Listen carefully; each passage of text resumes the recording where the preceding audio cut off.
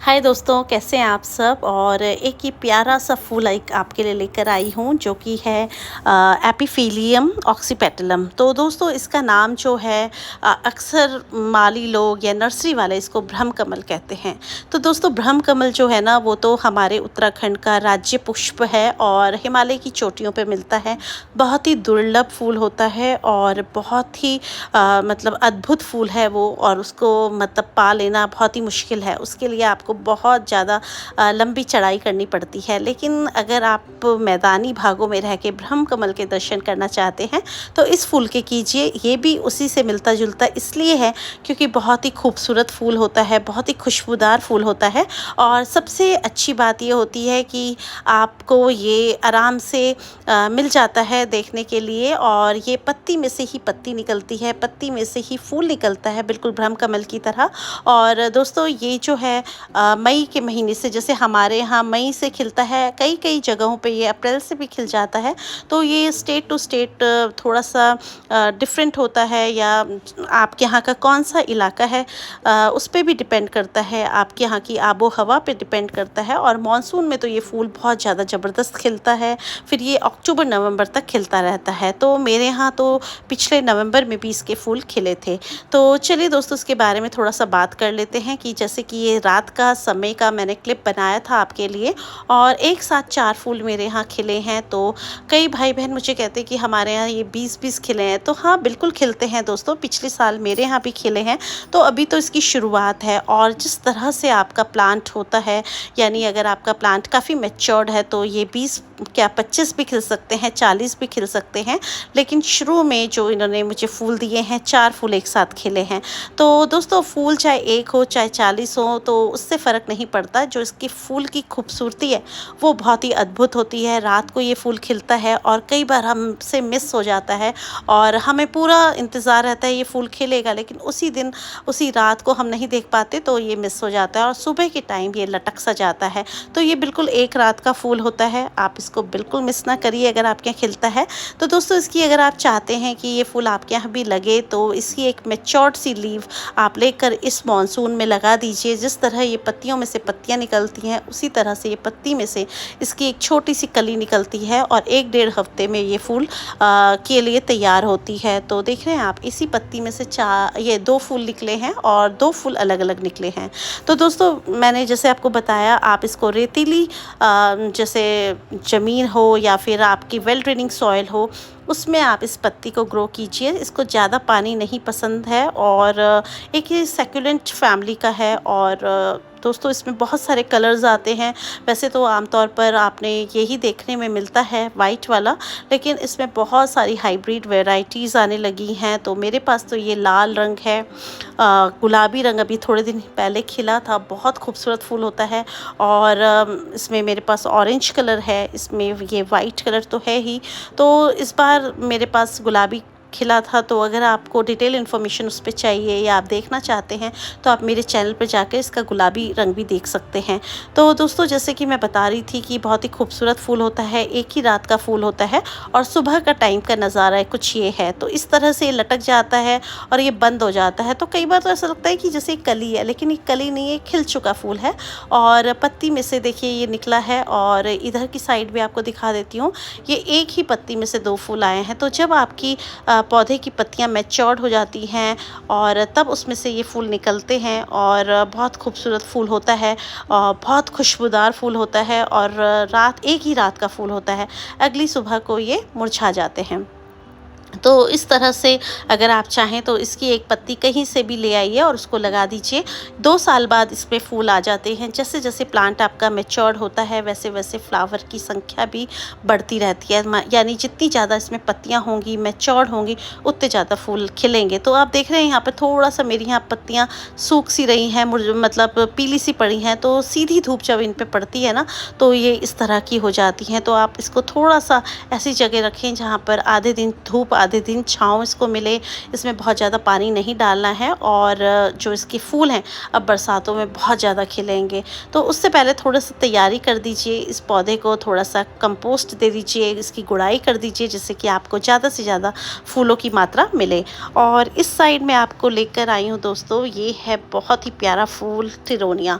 तो दोस्तों जब इसकी छोटी छोटी सैपलिंग्स हम लगाते हैं, उसके बाद इसकी थोड़ा सा अगर आप ऊपर वाली स्टेम काट देते हैं तो इस तरह का बुशी सा प्लांट हमारे पास बन जाता है। हज़ारों की संख्या में इसमें फूल आते हैं। अगर आप ऐसे किसी फूल की तलाश में हैं जिसमें बहुत सारे आपको फूल मिलें गर्मियों में, तो आप टेरोनिया लगा दीजिए। तो दोस्तों टेरोनिया की ये विशेषता है कि आप इसको इस तरह हैंगिंग बास्केट में लगा सकते हैं। जैसे कि आप सामने की साइड टोकरियाँ देख रहे हैं, तो आप इन टोकरियों में इनको ग्रो कर सकते हैं। आप इनको बॉर्डर की तरह यूज़ कर सकते हैं। आप ट्रे नुमा गमलों में इनको लगा सकते हैं। तो इन गमलों में भी जैसे ये सामने वाइट ट्रे देख रहे हैं, मैंने दो प्लांट्स लगाए हैं, तो इस तरह से भरकर कई बार बहुत बुशी हो जाता है। और ये प्यारे प्यारे कलर्स जो हैं ये हैं कोलियस के।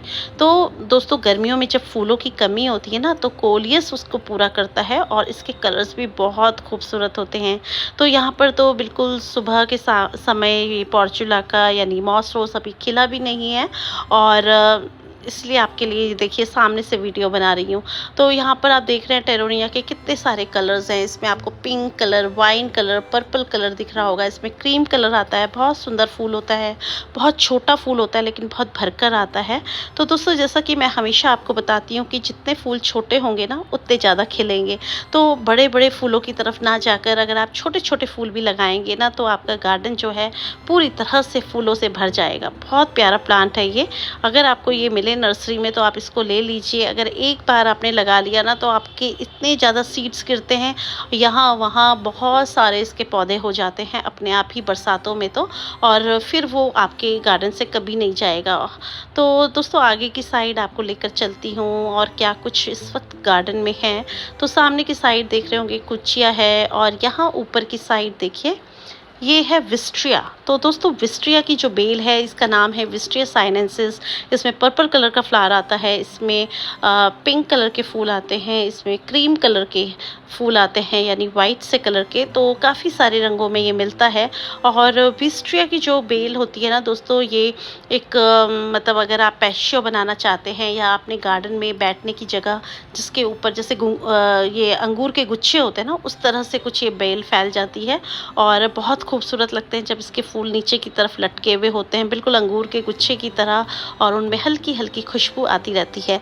तो इसमें बहुत सारे पॉलिनेटर्स आते हैं और इस बेल ने अब खिलना शुरू कर दिया है। तो दोस्तों इसकी एक चीज़ आपको बताती हूँ कि इसकी जो टहनियाँ हैं ना बिल्कुल आकाश की तरफ बढ़ती हैं, बहुत ऊंची ऊंची। तो अगर आप इसको सहारा देंगे तो ये आपको 2 मंजिल 3 मंजिल तक ये बेल चली जाती है। और कई बार हमसे गलती ये होती है कि हम इसकी जो आगे की टिप्स हैं उनको कट कर देते हैं कि ये इधर उधर ना भागे और ये बुशी बने, लेकिन जो इसकी आगे की टिप्स है ना वहीं पर फूल आता है। तो मेरे से भी कई बार ये गलती हो जाती थी, तो इस बार मैंने इनको इस तरह से ग्रो किया है। देखिए यहाँ पर, और बहुत खूबसूरत गुच्छे में ये फूल आते हैं। बिल्कुल ऐसा लगता है कि जैसे अंगूर का कोई गुच्छा हो। तो बहुत प्यारे फूल होते हैं, आप इनको ज़रूर ग्रो कीजिए। आगे की साइड आपको लेकर चलती हूँ। देखिए यहाँ पर एक छोटा सा आपको पॉन्ड दिख रहा होगा, उसमें मैंने लोटस ग्रो किया है। और इस बार दोस्तों मैंने अपने सारे लोटस छत पर लगाए हैं। तो यहाँ पर सामने की साइड है कुचिया और उसके आगे है कॉक्सकॉम। तो बहुत ही खूबसूरत फूल होते हैं कॉक्सकॉम के भी, और बिल्कुल जैसे कि कोई मुर्गे की कलंगी होती है ना, उस तरह के फूल होते हैं। और यहाँ है हिबिस्कस। तो हिबिस्कस दोस्तों ये मैंने ज़मीन में ग्रो किया है, बहुत ही खूबसूरत कलर है। और ये है टिकोमा का कलर। तो ये भी गुच्छों में फूल खिलते हैं। और जब एक छोटी सी चिड़िया सुबह सुबह आती है, ह्यूमिंग बर्ड्स, तो पूरा इसके अंदर तक घुस जाती है इसका रस पीने के लिए। तो इस तरह के अगर मतलब प्लांट्स, परमानेंट प्लांट्स भी आपके गार्डन में हैं, तो ग्रीनरी के साथ साथ फ्लावरिंग भी होती है और साथ में पॉलिनेटर्स भी आते हैं। यहाँ है कुछ हिबिस्कस के गमले। तो हिबिस्कस जो है ऑरेंज कलर का है, येलो कलर का है, पिंक कलर का है, बहुत सारे आजकल कलर्स इसमें आ रखे हैं। अगर आप हिबिस्कस लेना चाहते हैं तो ये टाइम बेस्ट टाइम है। इस टाइम पे आपको नर्सरी में इसके फ्लावर्स मिल जाएंगे, और इनके फूलों के रंगों के चुनाव से आप अपने गार्डन में जो आपके पास कलर नहीं है वो ला सकते हैं। और हिबिस्कस है काफ़ी हार्डी प्लांट होता है, जितनी ज़्यादा गर्मी होती है उतने ज़्यादा इसके फ्लावर्स खिलते हैं। तो ये सिंगल पेटल, डबल पेटल सब तरह का मिलता है। बहुत सारे इसके कलर्स आते हैं। आजकल थाईलैंड वैरायटी आती है, वो थोड़ा महंगी होती है लेकिन उसके कलर्स बहुत ही अलग होते हैं, तो आप उनको भी ला सकते हैं और अपने गार्डन में जगह दे सकते हैं। तो दोस्तों इस तरह दो दो तीन तीन छोटे से प्लांट में ही फ्लावर्स आ जाते हैं। कई वैरायटी तो इसकी ऐसी होती है कि जो सिर्फ एक दिन चलती है, कई फूल ऐसे होते हैं जो 2 से 3 दिन भी चलते हैं। तो ये देखिए कितना खूबसूरत है, ऑरेंज में वाइट कलर, येलो में रेड कलर, तो पिंक में रेड कलर, तो इस तरह के कुछ फूल है मैं आपको दिखा रही हूँ। तो दोस्तों ये जो गमले हैं ना, ये आपके पूरा अक्टूबर नवंबर तक खिलते हैं। उसके बाद 2 महीने डॉर्मेंसी में चले जाते हैं, दिसंबर जनवरी बहुत ज़्यादा ठंड में, और फिर मार्च से फिर इनकी ग्रोथ शुरू हो जाती है। तो आप इनको फुल धूप में रखिए, ये फुल सन का पौधा है और जितनी ज़्यादा गर्मी होगी उतने प्यारे इसमें फ्लावर्स आएंगे। कई बार ऐसा देखा गया है कि जैसे कि हमारा कोई पौधे में हमने ज़्यादा पानी डाल दिया है या छाया में पड़ा है तो फ्लावरिंग भी कम होती है और इसमें मिली बग का भी अटैक हो जाता है। छोटे छोटे वाइट कलर के मिली बग्स होते हैं और वो लग जाते हैं, क्योंकि दोस्तों क्या होता है कि जब इसमें चींटियाँ लग जाती हैं इसका रस पीने के लिए तो मिली बग्स भी आ जाते हैं। और ये है डेंथस, तो ब्लैक कलर का डेंथस है दोस्तों। पिछली बार मैंने सर्दियों में लगाया था और फिर उन गमलों को ऐसे ही छोड़ दिया और ऊपर से इनकी कटिंग कर दी। तो देखिए कितने खूबसूरत फूल लग रहे हैं। तो कई बार हम क्या करते हैं, अपने जितने भी विंटर फ्लावर्स होते हैं उनको निकाल देते हैं और सोचते हैं कि कुछ नए प्लांट्स लगाएंगे। तो दोस्तों नए फूल इतने ज़्यादा तो होते नहीं हैं गर्मियों में, तो इन गमलों को मैं ऐसे ही छोड़ देती हूँ 2-4 गमलों में, और हमारे पास हमेशा वो वैरायटी बनी रहती है। ये सामने डिजिटालिस है और ऊपर की साइड देखिए कैलेमिटीज़ की कितनी बड़ी बेल इसमें फैल रखी है। वाइट कलर के छोटे छोटे फूल होते हैं स्टार शेप के।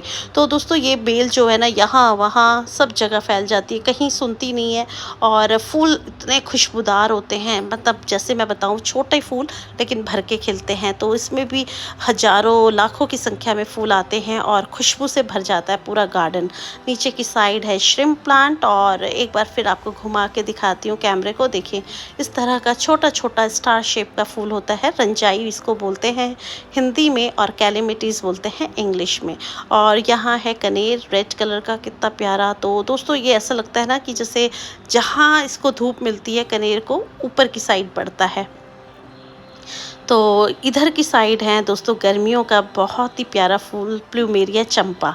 इसमें इतनी सारी वैरायटी आ रखी हैं आजकल, जैसे ये आप पिंक कलर देख रहे हैं, इसमें वाइट कलर होता है, येलो कलर होता है, बहुत सारे कलर होते हैं। और एक बहुत ही खूबसूरत फूल है इसका मेरे पास रेड कलर का, चलिए वो भी दिखाती हूँ आपको। ये तो आप इसको दोस्तों मरून कलर कह सकते हैं, ब्लैकिश कलर कुछ कह के। और दोस्तों जब ये शुरू में आया था बहुत महंगा था, और ऊपर की साइड इसकी पत्तियां होती है ना कि नीचे की तरफ लटकी हुई। तो इस तरह के बहुत प्यारे प्यारे कलर्स आजकल नर्सरी में इसके भी मिल रहे हैं। प्लूमेरिया चंपा 300 से भी ज़्यादा इसकी वैरायटीज़ आती हैं, अगर आप चाहें तो इसको भी लगा सकते हैं। ये है मिनिएचर हिबिस्कस, इसमें भी छोटे छोटे फूल बहुत सारे रोज़ खिलते हैं। और ये है स्थल पदा। तो दोस्तों इसका जो फूल होता है ना, बिल्कुल जैसे कि कमल होता है ना स्थल पर लगा हुआ, वैसा मतलब होता है। और इसका फ्लावर खिलेगा तो ज़रूर आपको दिखाऊंगी। तो दोस्तों आज का वीडियो आपको कैसा लगा? अगर अच्छा लगे तो एक लाइक कीजिए, और अगर आपने मेरे चैनल को अब तक सब्सक्राइब नहीं किया है तो कर लीजिए। फिर मिलेंगे दोस्तों आपसे किसी नए वीडियो में किसी नए टॉपिक पर। तब तक के लिए हैप्पी गार्डनिंग, गुड बाय दोस्तों।